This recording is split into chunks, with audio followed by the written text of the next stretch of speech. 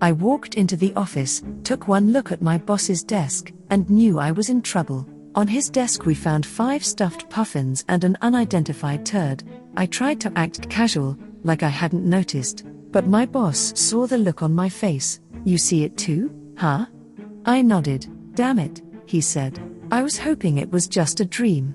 We both stood there, arms crossed, staring at the puffins. I didn't know what to do or say. I was at a total loss. The lump in my throat felt like a golf ball. What the hell are we supposed to do with these puffins? I don't know. Let's make a list of pros and cons. Okay, we wrote down. Pros: none.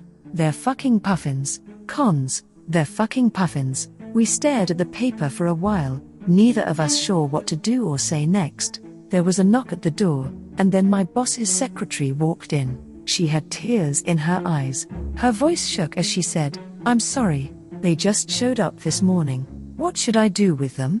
She turned and left the room, sobbing. My boss and I looked at each other, at a total loss for words. He looked at his watch, sighed, and said, "We've got to get back to work." We all sat there in silence, staring off into space. My boss had his head in his hands, obviously humiliated. Me? I didn't have time to shit my pants. Come to think of it, that was the first time I'd ever seen a stuffed puffin in person.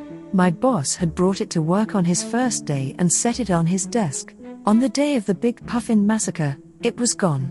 I had no idea where it went for the next 2 years. Then one day, I walked into my boss's office and saw it lying on the floor, shitting a turd. So I walked over, picked it up, and set it on the desk. It stopped shitting. I couldn't believe it.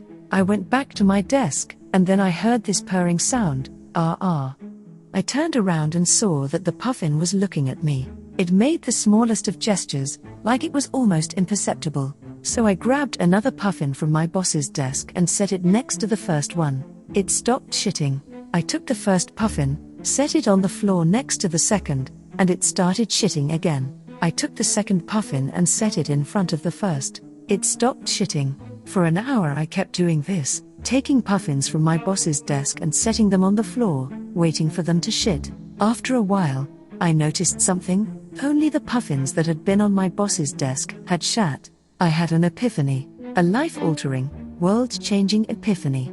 I suddenly knew the first law of puffinry. A puffin sitting on a desk in the presence of its boss shits, but a puffin sitting on a desk in the presence of its secretary does not.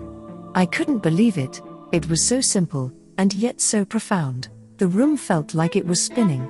I looked around at my boss and the secretaries. I started to get the sense that they had all figured this out, but I didn't have time to shit my pants. From that moment on, everyone stopped abusing the puffins. The ladies stopped bringing their dogs in. They didn't leave them on their desks anymore. They stopped sitting on them, and they stopped sticking pens into the cavities that they'd cut in their bills.